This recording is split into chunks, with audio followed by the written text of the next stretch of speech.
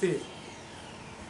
Plus l'homme est recueilli en lui-même et dégagé des choses extérieures, plus son esprit s'étend et s'élève sans aucun travail, parce qu'il reçoit d'en haut la lumière de l'intelligence. Donc il faut travailler le recueillement. Le recueillement, c'est intérioriser les choses, vous êtes bien d'accord? Alors que la vie d'aujourd'hui, souvent, c'est la vie extérieure. On fait des choses, on s'agite, on est actif, on se déplace, et si on n'est que dans l'extérieur, on rate l'essentiel. Il faut savoir prendre des temps de recueillement et rester recueilli, c'est-à-dire toujours se dire, même maintenant, là, et puis même quand on fait quelque chose, ben, même si on est en train de travailler, comme celui-là, bien on travaille, donc on fait attention à ce qu'on fait, mais intérieurement, il faut se dire, qu'est-ce que ça produit en moi ce que je fais? Il faut rester à l'intérieur de soi-même. Il faut habiter avec soi-même. Vous avez déjà entendu cette expression? C'est celle de Saint Benoît qu'on verra dans 15 jours.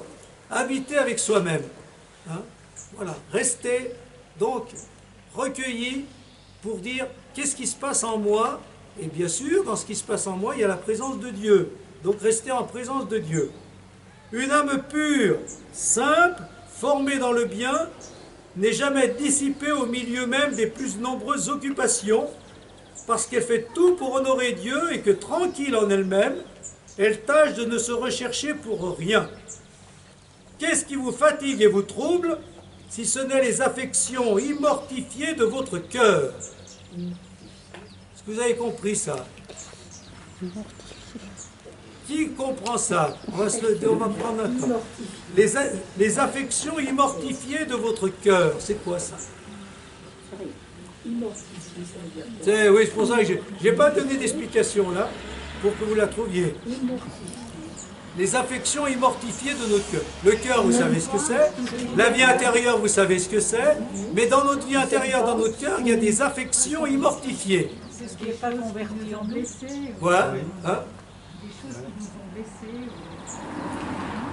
Immortifié, non, immortifié. Ce qui est mortifié, c'est-à-dire qu'on n'a pas fait mourir. Des affections immortifiées qu'on n'a pas fait mourir, alors qu'il aurait fallu, qu'on n'a pas éliminé. Par exemple, des pensées négatives. On rumine des choses. On dit, voilà, on se plaint de ceci, on se plaint de cela. On ne réussit pas, ou on a des soucis, des inquiétudes. Et du coup, ben, on se laisse travailler de l'intérieur par des soucis, par des inquiétudes, par tout ce qui nous trouble, tous les troubles intérieurs. Donc, ça c'est tout un travail sur soi. Hein. Il faut rester tranquille avec soi-même. Rester tranquille avec soi-même. Et donc chasser tout ce qui nous trouble, tout ce qui nous agite. Hein. On peut dire ça. Toutes les agitations intérieures, pour rester bien tranquille avec soi-même et se sentir habité par Dieu et s'habiter soi-même. Ça, c'est le sommet de la spiritualité. Hein, parce que bien souvent, on est dans l'extérieur. Alors justement, ça, c'était pas prévu comme ça, mais ce qu'on a dit pendant le temps du coronavirus, là, hein, mais je vais demander aux jeunes, puisque vous êtes là, est-ce que vous, pendant le temps du confinement, vous avez pris plus de temps pour méditer, pour intérioriser, puisque vous n'alliez pas à l'école, vous aviez moins de travail, moins d'occupation? Ou est-ce que ça n'a rien changé? Ça n'a rien changé. Eh bien, je crois que pour beaucoup, ça a été ça. Alors que ça aurait dû être une chance. Puisqu'on ne peut pas sortir, faire tout ce qu'on fait, on ne peut pas faire le sport, la musique et tant d'activités, bah, prenons plus de temps pour méditer, pour prier, pour intérioriser. Qu'est-ce que je suis en train de devenir? Qu'est-ce que Dieu me demande? Est-ce que j'ai des projets? Est-ce que... voilà. Mais surtout, que ta volonté soit faite.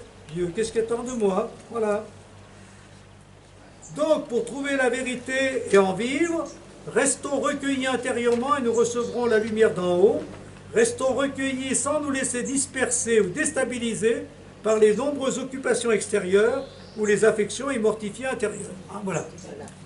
Soit on se laisse déstabiliser par tout ce qui se passe, soit parce à l'extérieur, soit par ce qui se passe à l'intérieur. Vous voulez dire quelque chose là-dessus? Compléter? Ça va comme ça? De nombreuses occupations extérieures. Voilà. Eh bien, recueillons-nous, petit temps de méditation, en ne pensant à rien d'autre qu'à l'élévation vers le haut, vers Dieu. Voilà ce qu'il faut faire de temps en temps. On arrête tout. Et on voit, on dit tiens, on essaye de ressentir en nous une élévation vers le haut. Parce que l'Esprit Saint, c'est ça, c'est un souffle intérieur qui nous élève vers Dieu. Ben, voilà, on laisse ce souffle nous élever vers Dieu et on essaye de chasser. On va le faire pendant un petit instant, mais c'est ce qu'il faut faire régulièrement. On est peut-être en train de penser, tiens, il faudrait que je fasse ceci, tiens, je vais faire ça pendant les vacances, ou quand je vais revenir, ou tiens, oulala, j'ai tel souci, ça va mal se passer. On essaye d'évacuer tout ça pour dire, voilà, l'essentiel c'est de s'élever vers le haut. Et je laisse Dieu m'élever vers lui.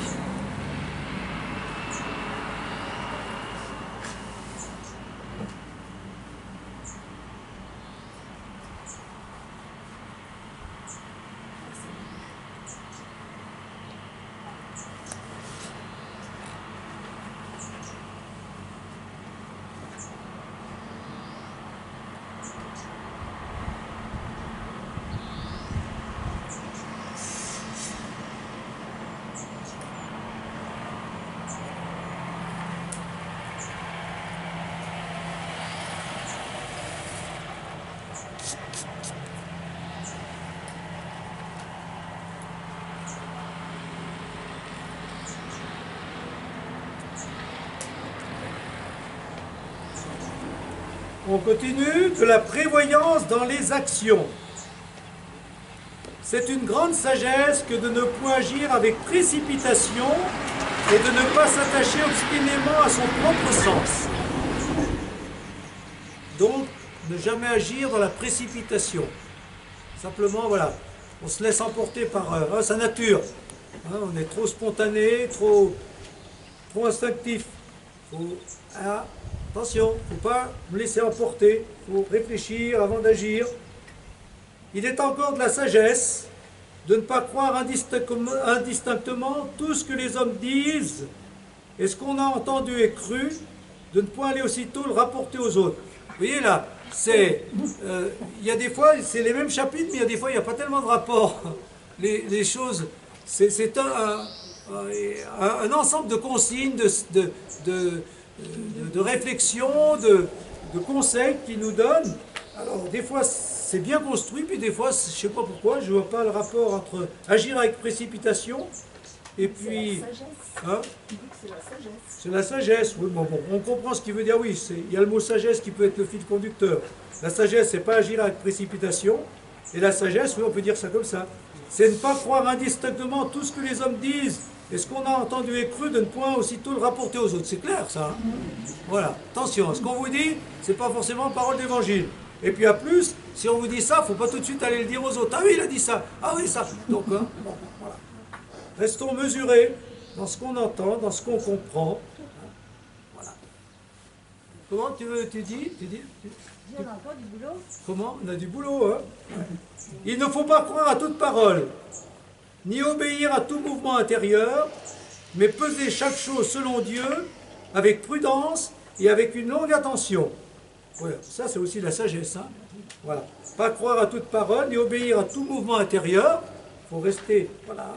Et les paroles extérieures, on nous dit ça, peut-être. Attention, c'est peut-être pas juste. Hein?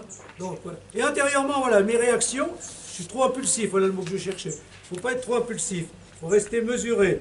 Donc prudence, attention, modération, sagesse. Bien agir, c'est donc agir prudemment, sans précipitation, ni selon ce qu'on entend dire, ni selon nos mouvements intérieurs et notre propre sentiment, mais selon Dieu à écouter attentivement. Donc là, j'ai résumé tout ce qu'il dit. Bon, je ne prends pas tout, hein, il développe plus suivant les chapitres, mais là, ça, pour agir, qu'est-ce qu'il faut faire? Donc tout le monde a des actions à mener.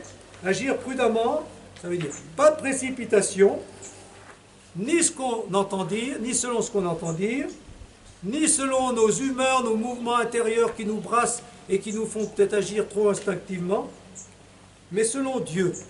Voilà. La sagesse, c'est ça. On me dit ça, j'ai envie de faire ça, je suis poussé à faire ça, mais qu'est-ce que Dieu attend de moi, hein? Ça, être chrétien. Est-ce que c'est bien ce que Dieu veut? Donc, j'essaye de prendre ces moyens pour que mes actions soient celles que Dieu veut que je fasse, que ta volonté soit faite. Alors, chacun va pouvoir méditer un petit peu sur lui-même. Si vous regardez votre manière d'agir habituelle, autant les uns que les autres, est-ce que c'est la spontanéité plus ou moins instinctive qui vous fait agir, ou est-ce que c'est l'influence des autres, de leurs paroles ou de leur proximité, ou c'est l'écoute attentive de Dieu pour que mon action me rapproche de lui? Ça, c'est une sorte d'examen de conscience, plutôt d'examen de l'action. Est-ce que d'une manière générale, parce qu'on n'a pas tous les mêmes tempéraments, hein, il y en a qui démarrent au quart de tour, hein, puis des fois c'est un peu trop vite, puis d'autres peut-être qui sont trop longs et qui ne démarrent jamais. Alors, voilà, donc il faut pas qu'il y ait trop de spontanéité, pas qu'on soit trop manœuvré par les autres, mais voilà, et agir prudemment, mais dans le sens de Dieu.